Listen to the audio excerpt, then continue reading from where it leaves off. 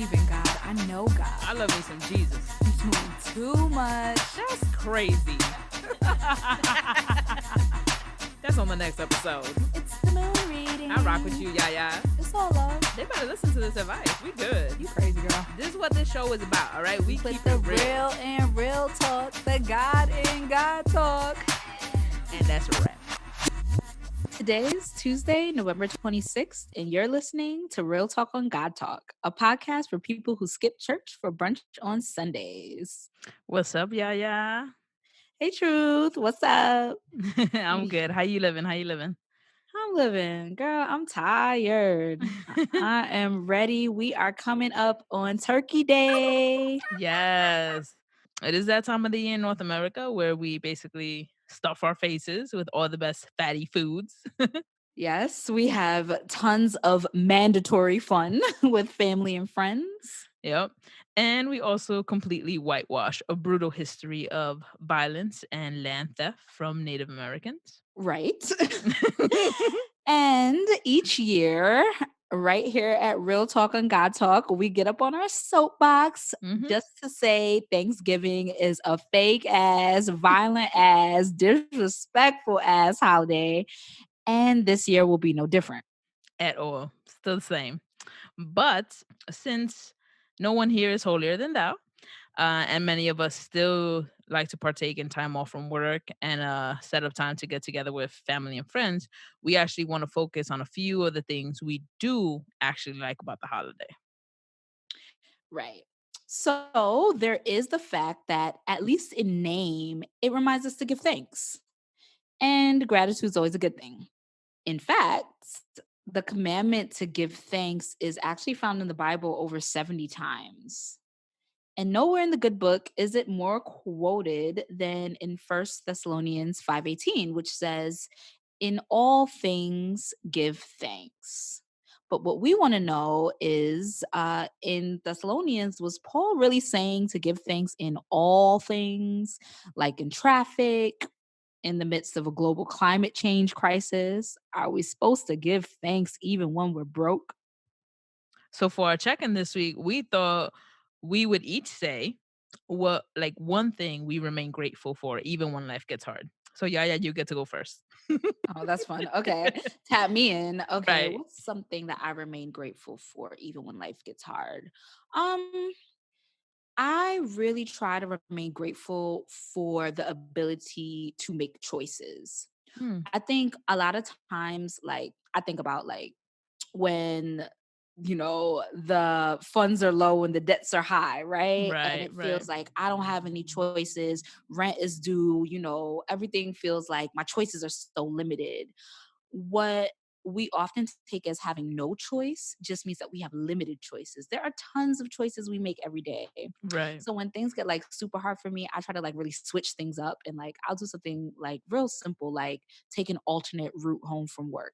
Okay. Like even the ability to say, okay, today I'm not going to walk down this block. I'm going to walk down that block and see Right. something new. I feel like I know it's getting like all kind of spacey, but I feel like it kind of shakes up my probabilities. Yeah. Like the probabilities of certain things happening have now been altered because I made a different choice. Oh, And that okay. really makes me feel like empowered. It makes me feel good, kind of like, oh, I'm doing this. I'm changing up things in my life. And so Right. I I like that. yeah, I try to stay grateful for the ability to make little choices. Yeah. I like that. I like that a lot actually. I think one way I like to stay grateful in hard times is I actually like to look at pictures. So like Time Hop and like all those apps that tell you like this is where you were like 3 years ago, a year ago, 5 years ago. Oh I God. Facebook be slaying me with pictures from college, so I don't know, yes. but So I actually like looking at those pictures because one, it shows me how quickly things have changed. Like how like a lot of things are not very permanent and Mhm. like how, just things change so fast. And then personally, I like seeing them of like my pictures of family and friends, just seeing how all of us have changed over like the last few years. And Whether it's been like a change of state, a change of job, a change of like relationship status, Mhm. long hair, short hair, no hair, like all of that stuff. Like I actually love watching that because it just shows me just the growth that we go through. And then I think about all the things that I thought I wouldn't be able to come out from. And I'm like, Mhm. oh, you know what? That didn't kill me. I'm gonna be all right. Let me relax. you That know? is a word. Mhm. Yeah. So Okay. Well, that's something for this. Okay, so one last thing kind of mhm. on Thanksgiving for the check-in. So recently I was on the Twitters. Y'all know, so Mm. listeners, y'all know I'm not that good at Twitter. Like I'll do a lot of lurking and watching, but like tweeting myself, I don't really do. Yeah. But Mark Lamont Hill, he recently tweeted that he don't even care what a hater gotta say, Mm. and that macaroni and cheese is the most overrated Thanksgiving dish. Blasphemy. Yeah, Right. nah, get him all the way out of here. So I kind of want to turn the question to you, Truth. Yeah. Which supremely celebrated Thanksgiving food is just simply overhyped to you? Um, so I've never eaten this dish on Thanksgiving, but I've been over at like friends who've had it, and I'll be looking Mhm. at it mad sideways. But y'all could get that potato salad out my face on Thanksgiving. Get it all the way out my face, B. Yeah, Yeah. I'm gonna have Mm-mm. to say, okay, so Not I'm on gonna actually Thanksgiving. have to say I agree with you. Like I am very funny. Like many of the people in my African American culture are very funny when it comes to potato salad. Right. Right. And it's like I'll eat it, but like mayonnaise covered potato Mm-mm. at just some random's house. Yeah. Nah, I'm I good. pass. Yeah. Let's see. For me, apple pie. I don't like Okay. it. It's All right. weird. It's random. Like, what is this? 1952? I don't want apple pie. Like, Yeah, but Mark Lamont was wildin'. He must not have had good mac and cheese to be saying that. right. Get out of here. I'm gonna tap him out on that one, For but real. whatever. All right, so let's get into a rundown of what you can expect this episode. With the holidays quickly approaching, everyone is in the mood for a little break. So instead of thinking of our own Real Talk question of the week, we decided to take it easy and allow you, beautiful peeps, to ask exactly what you've been dying to know. Listeners in the Real Talk on God Talk community slid into our DMs, inboxes, and text messages with your burning questions on religion, spirituality, sex, politics, pop culture, and more. No question was off limits. And we're clearly in the mood to talk some big shit. So stay tuned as we tackle the Real Talk question of the week. How are you going to answer a question with a question? Watch us, right? Right, right. Yeah, y'all already know how we do. Then YaYa will take us through the moon reading in time for November 26th's new moon. Drake said no new friends. But YaYa says when the new moon rolls around, perhaps you should reconsider. And finally, we've got a quality of life hack to help you survive Thanksgiving weekend. If spending quality time with family isn't all sunshine and roses, but you decide to do it anyway because hashtag Thanksgiving, this quality of life hack is for you. So this week on Real Talk on God Talk, we said that we wanted y'all, the Real Talk on God Talk community, to ask us whatever. And boy, did y'all take us serious on that whatever. Right. And we love it. So you know what? Let's just get into it because these questions are good. Okay, so let's start with this question. Yeah. Growing up, why did I learn that God only approves of sex in the missionary position? Like, that can't be true, can it? Does God want us to have good sex? Okay, we could tell y'all were listening to the V is for Yeah. virginity, P is for purity episode. Uh-huh. Okay, so listeners, for those of you who don't know what the missionary position is, it is a position where the penetrator, in this case, or in some cases, the man is on Mhm. top of the Mhm. penetratee, in this Mhm. case, the woman, and often there's like a lot of thrusting and eye contact. I don't know. I I don't know how still to describe I it. Look it still up. I still say that eye contact is optional. Okay, well, whatever. That's missionary sex. Yeah. And it is we're not, like, completely sure, and we meaning, like, Yeah. scholars even are Oh, not right, right, right. completely sure as to, like, the origins of why it's called missionary sex, but a lot of people think that it comes from North American and Western missionaries that would go Mhm. to other countries to evangelize. And when doing so and telling, people how they should live their life, sex was one aspect of their lives that they Yeah, also tried to regulate and guide. absolutely. And saying that, in like the very Victorian and puritanical way that, a lot of Westerners and North Americans can be, this Yeah. is the one way that sex is acceptable. Mhm. And that's where missionary sex or the missionary position came from. In terms of, does God only approve of sex in the missionary position? Nah, God ain't caring about what position you in as long as it's consensual, okay? Like, listen. And I think Right. also too, it goes with and I think we touched a little bit on this before of sex in like back in the day may have not been seen as something to be of pleasure, but more of a like a duty, so Mhm. it wasn't seen as something that should be enjoyable to both parties. Mhm. And so, the second half of that question was like, does God want us to have good sex?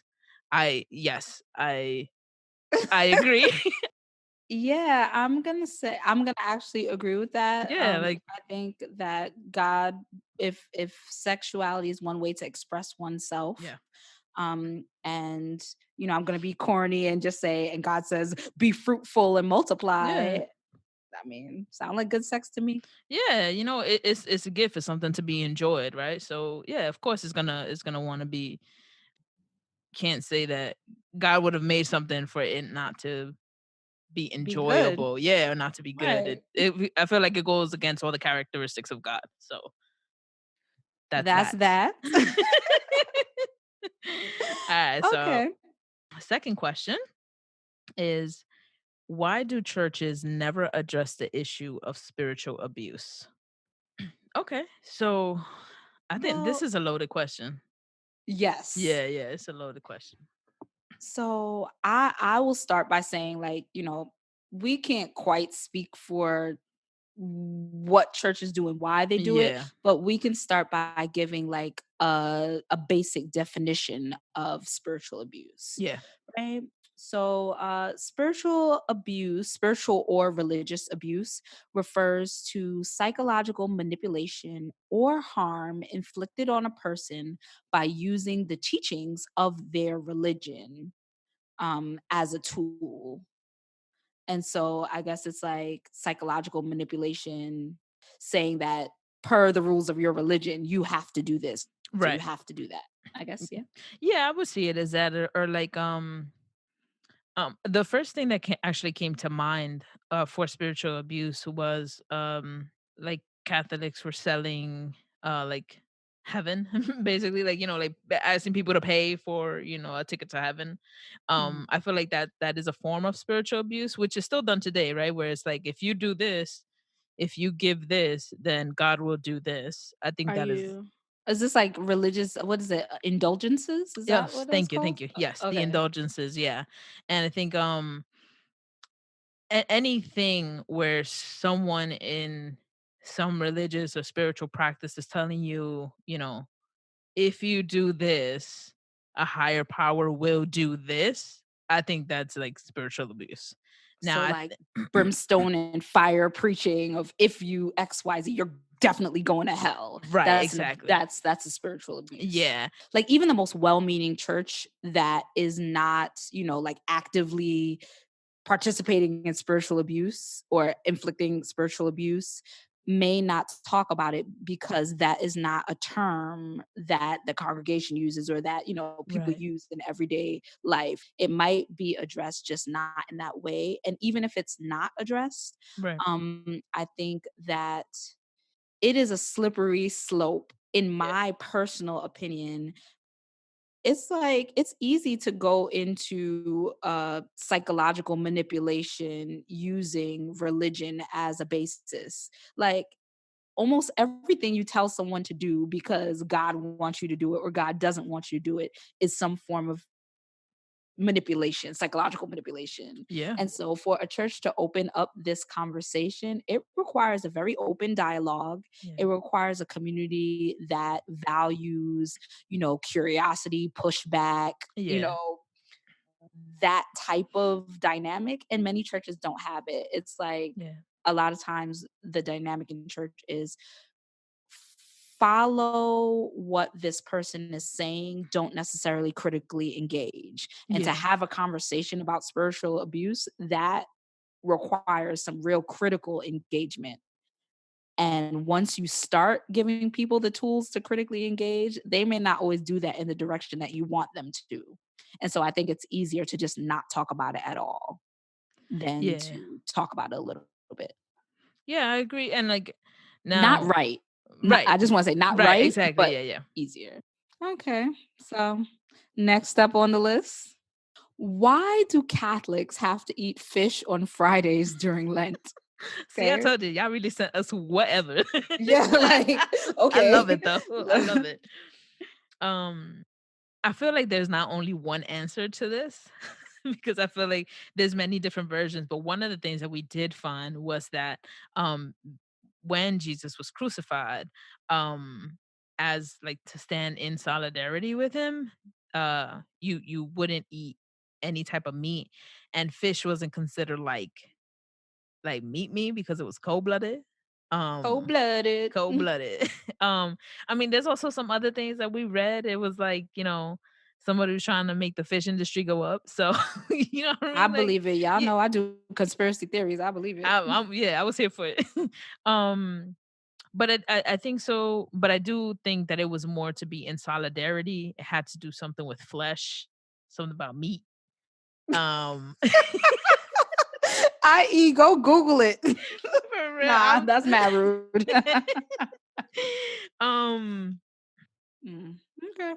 so that was our that That was was our our that our was our expertise. right. Clearly, we don't know. All right. All What's right, what's next one. next on the Let's see. agenda? What do y'all think about praise and worship songs entertaining the mainstream via chants, Kanye, etc.? And what do y'all think about their ability to have crowds of non-believers singing songs about how great God is? Hmm. Oh, it's lovely. We got the Nah. atheists believing. Right. I mean, you guys can listen to our episode. What is it? Every time someone mentions a Oh, Kanye Kanye gets his gets his wings. yeah. So Yeah. like on one hand, it's the total commodification of spirituality, which sucks. Yeah. But on another hand, it's like whatever is making you think about God and your place in the universe and your spirituality and ethics, hey, great. Mhm. Um I also think that it's just funny how we don't pay attention to like how nothing new is under the sun. This Right. is not the first time that like gospel music and particularly like the black gospel aesthetic has been used to Right. sell records. I mean, think about what's that like Aretha Franklin. If you listen to a lot of like her first Oh album, yeah. there's like so many like sexual undertones in what she says that Yeah. come from like a gospel tradition. Yeah. Like, if you switch the words around, they're not talking about partying or like sexuality. You're talking about God and the spirit. Right. Mhm. Like, what's that song? She said, "Get in the spirit in the dark." Oh yeah, yeah. Like, you could take that one way, or you could Oh take that yeah. another way. Right, And so, like, this exactly. is not the first time. So, whatever makes people think about God and embrace that, I'm with it. Mhm. Whatever. Mm. Yeah, I agree with that. I think I agree with that, and then also my concern with it is um the power that these people hold to blindly be able to lead massive amounts of people. Mm, Um true. I feel like it is a little dangerous when we Mhm. start to have people who live a certain way and say wild stuff and then want to come and claim a lot of other different things. Right. And so I think that could be dangerous, but I also think it's also great that um we're seeing the spirituality in a lot of these artists. And so it's like we're moving a little bit past cars, money, and women and Right. into other aspects of like reality. Right. And I feel like that's helpful. It has pros and cons. All Um, right, next one. when is it appropriate to leave a marriage? Well, let me tell my husband never. You got It's that? I'm never. gonna double that down. Never. Right. In my personal opinion, Listen. um, in cases of abuse, Yeah. when in cases of abuse and when the marriage is done, Yeah, like like if y'all roommates, and it's feeling like roommates, it's time to go. right, If you feel it's time to go, it's time to go. if there's nothing generative that can come from the marriage, if you Yeah. really feel like it's dead and cannot be resuscitated, if you feel dead in your spirit and in your heart Yeah. within the marriage, it might be time to leave. And like the question of appropriate and not appropriate, that usually a question of appropriateness is usually a question of what other people think Yeah. or like Yeah. what society says about it or even Right. even what religion says about it. But the laws on divorce were one thing under Jewish law, Right. another thing, maybe under Greek law and Roman law, Yeah. another thing under, puritanical law, another thing under modern law. And so Yeah. it's like it's appropriate when society says it's appropriate or appropriate and legal when society says it's appropriate, but appropriate for yourself and your spirituality when When you say so. you say it's appropriate. Yeah. Because you don't want to be somewhere that you don't want to be in. Cause then you're just gonna end up causing more hurt. Now how you handle leaving a marriage, that's something completely different. Right. But that wasn't the question, so we gonna move on. Y'all ain't getting us. Because we'll clearly go down that rabbit Right. All right. What changes have y'all witnessed in your communities in matters of social justice, women's rights, queer acceptance, etc.? less rigidity in terms of what you are supposed to be. And so for me in my various communities, like I think there is still, but there was even more in the past, just a very particular way to express blackness, a very particular Hmm. way to express gender, a very Yeah. particular way to express sexuality. And I think that there were always people who moved in and out of those ways. Yeah. Like it's a damn lie to act like queer people have not always been around and always integral to our community. Right. Mhm. It's a damn lie to say that there have not been staunch feminist badass women who don't Right. give a f about Mhm. like always have there Always. been these people. I think currently it's a matter of like visibility and language around it like Yeah. taking root. And I just think that there's just more fluidity right now, Yeah. um and an appetite, I think, for like transgressing boundaries.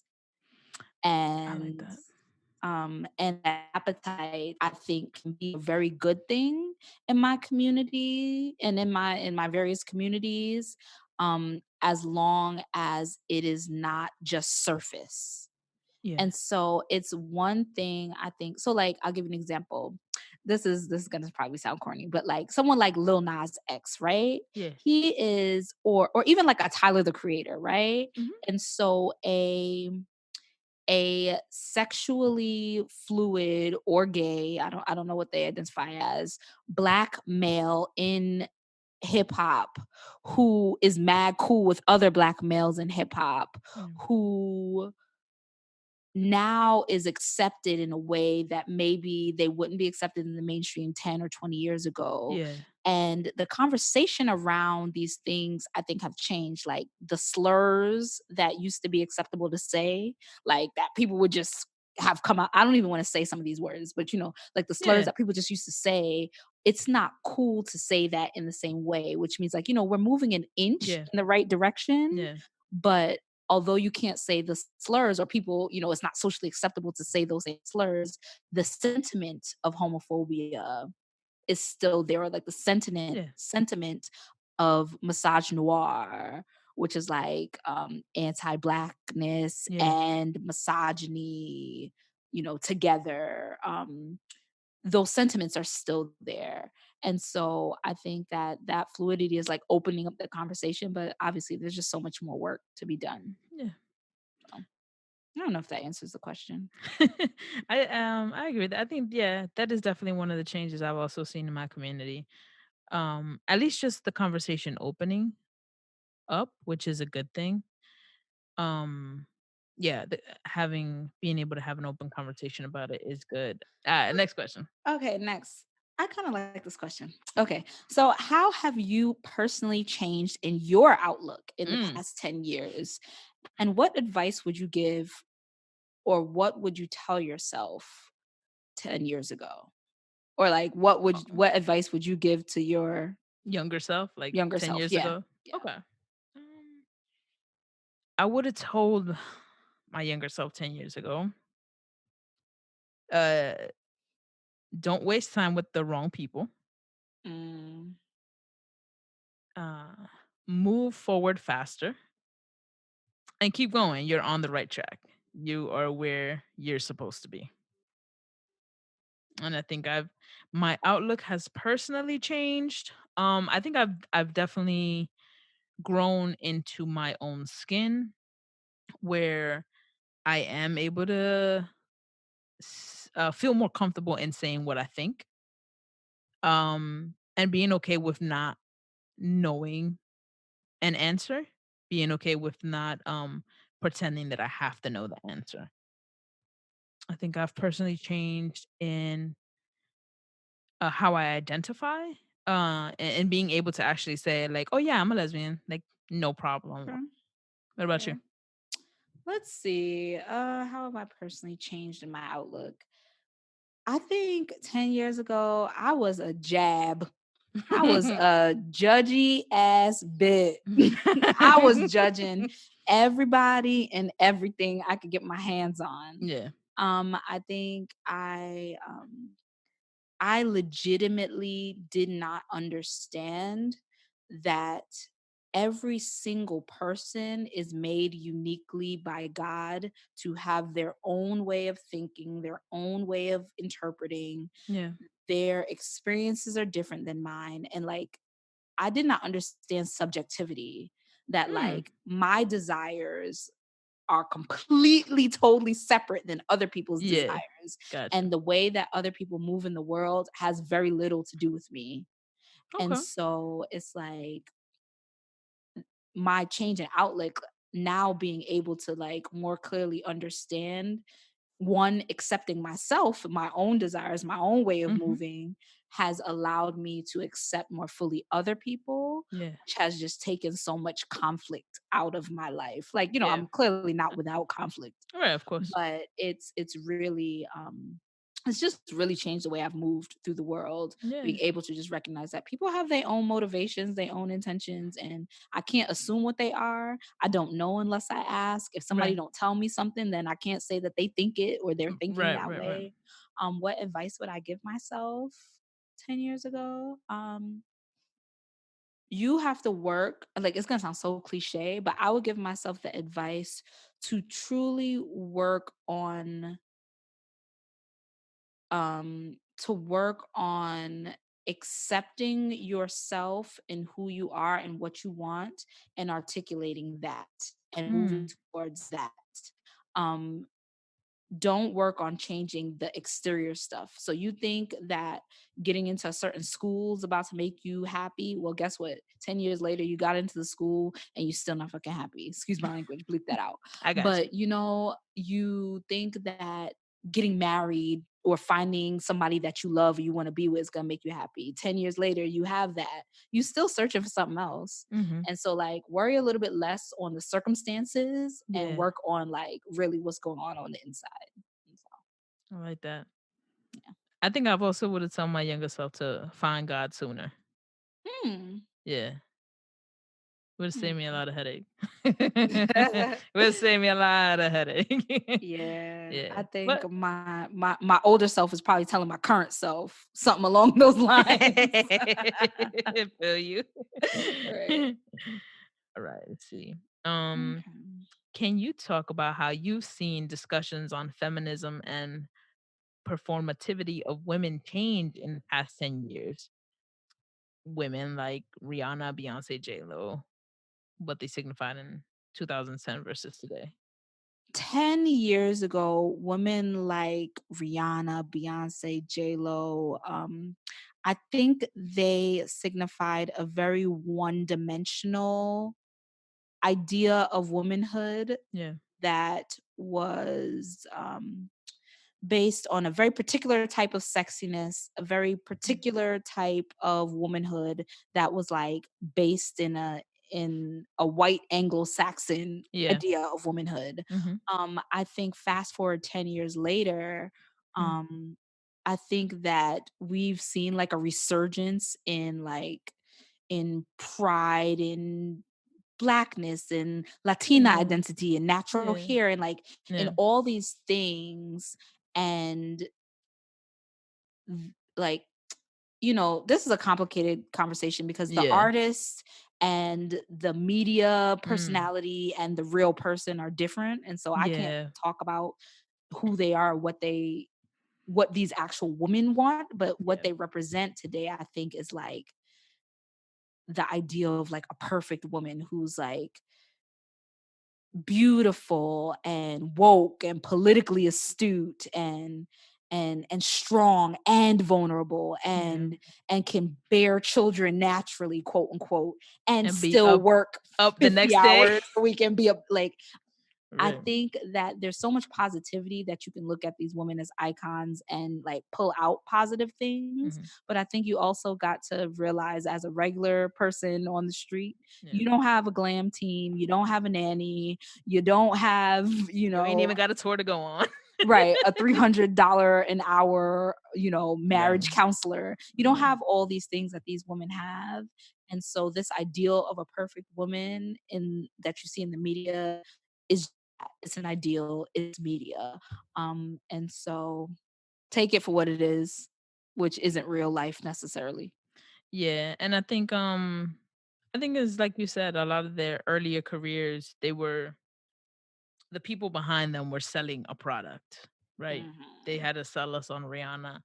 They had to sell us on Beyonce and J Lo, right? And they sold that product. And I think now that a lot of the conversations have changed, we get to see a lot more, and with the rise of social media, we get to see a lot more of um somewhat of the person, something of it, something of their humanity, not so much the product anymore. Mhm. Because now we get to see like what they believe in, what they stand behind. Yeah, they have more of a platform to say like what they believe in, who they want to take a stand on, what they don't want to take a stand on. And then the flip side to that is that when you're in the spotlight now, I feel like if you do not address pressing issues, it does become a problem. And so where in 2010 that may have, artists were rarely asked about their political affiliations or were not expected to say who they were voting for or anything like that. Or now I feel like it's a little more expected. So yeah, I mean, I think that this, it has changed a bit. We get to see a little more because of social media, but I still think um, they're still showing us what they want us to see. Yeah, I think so.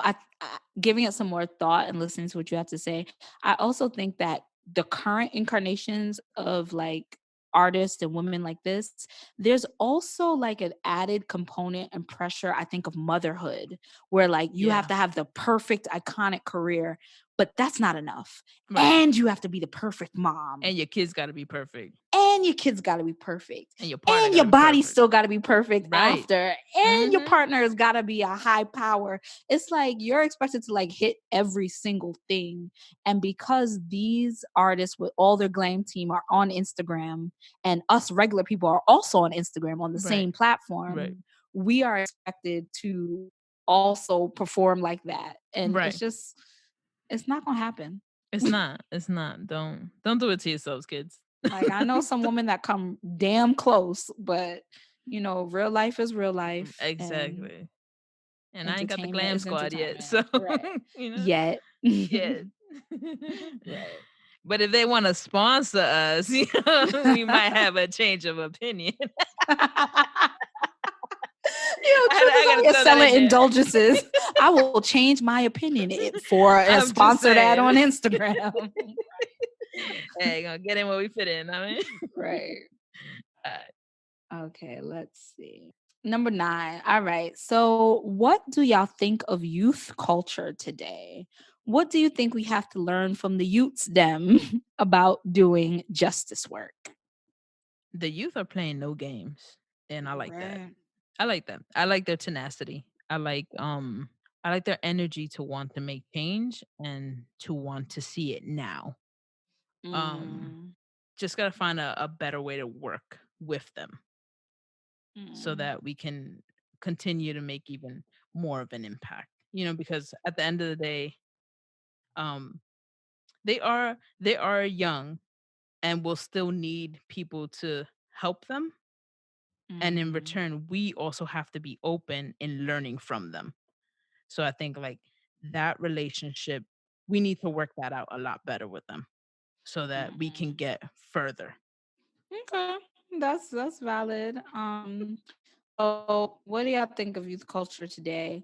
I think they're crazy. I think these young kids are crazy. They be on Instagram, 13 years old, face beat to the gods. Yo, Just knowing so much more than I ever knew so at that much. age, just a command of language and themselves and just having access that just I didn't have then, that gives them just a certain way of moving through the world, that is both inspiring to me and also worries me a little bit.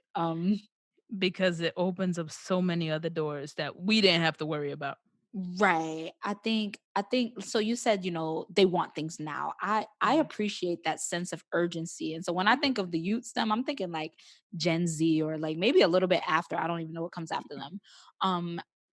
Like growing up in a post 9/11 world and that's all you've ever known, they don't trust nobody. Nope. Like, I think they don't trust nothing the government say. They don't Nope. trust nothing they elders say. If they Nothing. didn't see with their own 2 eyes or somebody didn't, I don't know, retweet it for them, they Yeah. really don't, like, they Yeah. don't care. Yeah. Um, and so I think that comes with like the positives of like, no, I'm not gonna trust you that you're gonna fix the world for me. Mhm. Climate change is happening now. I need to Yeah. fix it now. Yeah, yeah, yeah. And so like I appreciate that. I also appreciate that they seem to, when it comes to justice and justice work, they not only look outward of like how can we fix like systemic issues. I feel like their justice work starts at home with themselves and Mhm. their interactions with their family, their brothers and sisters. Yeah, yeah, yeah. Like I've heard like 15-year-old kids talk about boundaries in a way I didn't know nothing about, no damn boundaries. I didn't even know I had a right to boundaries at 15. I ain't no damn Said, "Nah, you boundaries. still don't." Right, right, Yeah. exactly. And I just think that for them, it seems like the Mhm. work of justice and shifting power dynamics Yeah. starts in individual relationships and Yeah. then moves its way out to systems. Yeah. And I really appreciate that. So, last question. So 1 John 4:15 says, God abides in those who confess that Jesus is the Son of God, and they abide in God. So what about people who do not believe in Jesus or call God by another name? I know that one is not necessarily I know that one is not necessarily better than another, but how do I interpret this and not feel like I'm being instructed to despise the beliefs of my brothers?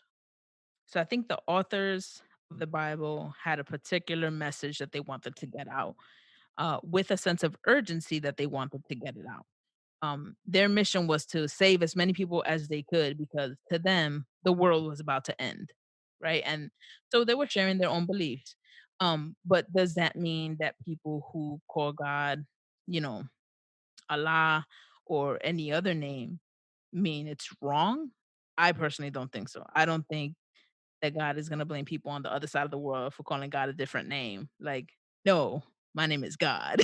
Like, no, my name is Jesus, Um, I think when we start to do that, we're basically colonizing people. That's what we're basically doing. Um, so I think this could just be interpreted as, this is in the Christian tradition. So this is part of like Christian beliefs, and that's okay.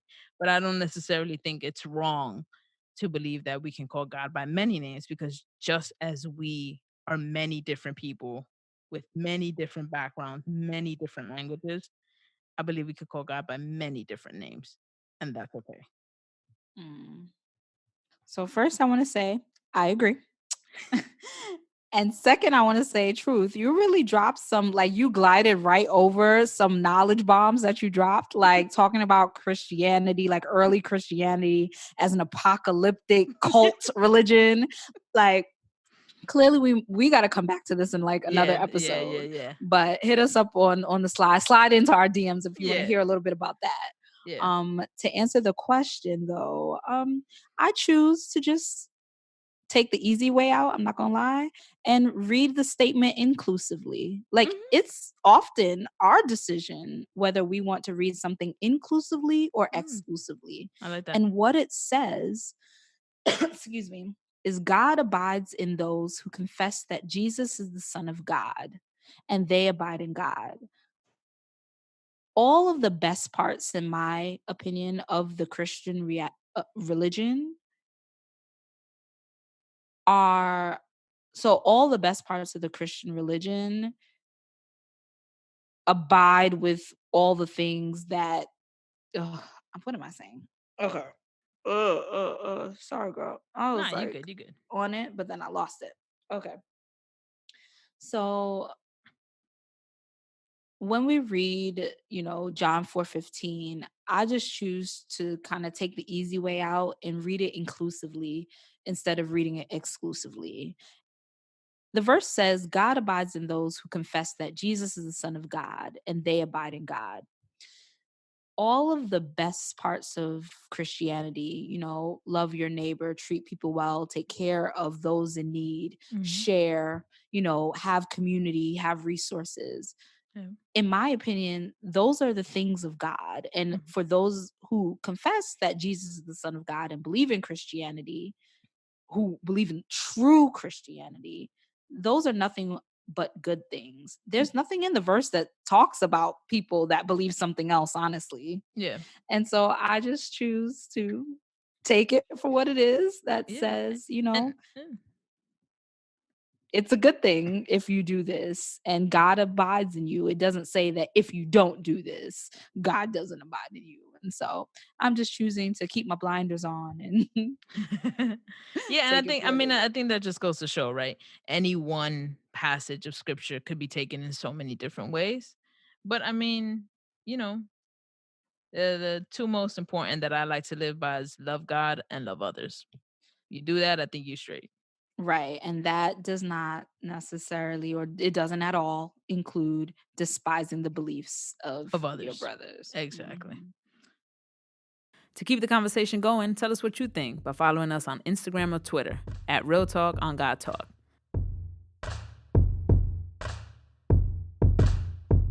Hey, beautiful people. Today is Tuesday, November 26th, and you're listening to The Moon Reading. Tonight, November 26th, is the new moon. As we move towards winter, when the weather gets colder and the evenings get darker, many of our workloads get heavier. It's a lot of our first instincts to ignore all incoming texts and bunker down into our houses to Netflix and chill ourselves into oblivion. But, friends, for the next 3 days, as we feel the effects of the new moon, I ask you to reconsider. Think about saying yes. Saying yes to the random invitations to brunch, final study groups, or whatever opportunities pop out. Now is a good time, if any, to just put yourself out there. Get in the mix, even if it's not your usual thing. New moons are a great time to make friends and let new possibilities into your life. You never know how a world of good can come from an unexpected yes at just the right moment.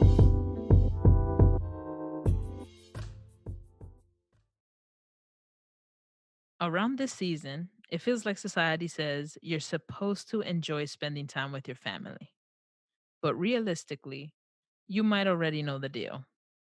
You just don't really like those fools. You might love them, feel obligated to be with them, or maybe you simply tolerate them. But for our listeners who don't feel like mandatory family time is all sunshine and roses, and for whatever reason, you decide to take the plunge anyway, this quality of life hack is for you. Today, we're going to give you 3 simple tips to make it through the night without losing your damn mind. First tip. Wow, you gained so much weight since the last time I saw you. You're getting up there in age. When are you getting married? Are you having kids anytime soon? It may seem like an uphill battle getting your family members to respect boundaries of privacy, but you don't have to fall into the trap. You can literally just lie or tell the truth. As a matter of fact, take the liberty to answer in whatever manner you feel like. Make the answer as serious or outlandish as you want because it's not their business anyway. Tip 2. Is everyone simply getting on your nerves? Try purposely exiling yourself to the kitty table. Hanging out with the littlest people in the room is often a breath of fresh air. You can play tea time for 5 hours, and that might allow you to skip over most of the unwanted drama. Tip 3. Finally, since you decided to go, and just a reminder, it is always a legitimate option not to. Try leaning into the experience. If you can, set an itinerary for your time with the family with a clear start and end time, and time built in to make yourself useful with solo projects like loading the dishwasher or taking out the garbage. Time will fly. Almost like you're kind of having fun. All right, y'all. Thanks for listening to this week's episode. We just want to take these last couple of minutes to invite you, to ask you, to command you to donate to our water drive. Hashtag 500 gallons for Flint. Just want to remind you that since April 2014, residents of Flint, Michigan, a city that's almost 57% Black and poor. They've been drinking and bathing and washing dishes and washing everything in water that contains enough lead to meet the EPA's definition of toxic waste. That is not right. So during the season of giving, we're just asking you to give the gift of water to families in Flint. And it's not enough that we talk about it so much on social media, just in pop culture. I see references to, oh, well, Flint still don't have clean water. Well, y'all, for real, Flint Yeah. does not have clean water. Think about that. Yeah. And this is our opportunity to actually do something about it, right? Sites in the city have water machines which allow people to refill reusable 5-gallon water jugs as one way to access clean water. And so each of these 5-gallon jugs of water costs $14. So basically, that's an equivalent of like 2 fancy lattes and one unnecessary Uber ride when you could have taken the train or the bus. So Right. help us out, help us reach our goal for 500 gallons of water for Flint, 500 gallons of water for Flint. And if you donate $14, that's one 5-gallon jug of water right there for a family in need that we could give back to this holiday season. So make sure you go donate. Our GoFundMe link is in our bio, in our Instagram bio. It's on Facebook, it's on Twitter, it's on our website. Um, Go donate. Hashtag 500 for Flint. Help us out. Yeah. And don't just donate. You donate, get somebody else to donate. Yeah, share that link. Yeah. Share with your family, friends, network. Let's spread the word. Let's make sure we can do this for the people in Flint, Michigan who really need our help. We want to thank each and every one of y'all for all the questions y'all sent in. It was actually really dope to be able to answer y'all questions to see what y'all want to know. It was fun. Enjoy your meals. Skip the potato salad. Double up on the macaroni and cheese. Right. Well, we're out, y'all. Yep, we'll catch Peace. you on the next one. Peace. I don't believe in God. I know God. I love me some Jesus. You're doing too much. That's crazy. That's on the next episode. It's the moon reading. I rock with you, YaYa. It's all love. They better listen to this advice. We good. You crazy girl. This is what this show is about, all right? We With keep the it real. real and real talk, the God in God talk. And that's a wrap.